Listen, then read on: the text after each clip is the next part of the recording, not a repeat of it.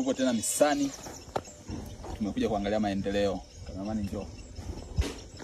Kama unavyoona mifugo, jamaa anafuga. Ila leo tumekutana na utalii kidogo. Jamaa wanalala juu. Kwa hiyo tumeamua kuingia chumbani kwa watu kwa kupanda juu. Tunaposema wekeza na sisi, ADI ni maisha matamu. Kwa hiyo mwekezaji kawekeza anatufanyia utalii huko. Tunaenda ndani. Tunaenda ndani. Tupo nyumbani hapa. Tunaiona dunia ile kule. Tunaiona dunia yote ile kule. Tunaangalia mifugo yetu tukiwa juu. Tunachunguza kila kitu. Safi kabisa. Hata wewe unaweza kwa kuwekeza kidogo kidogo. Kameramani wangu naye aonekane kidogo. Tuanze tushuke.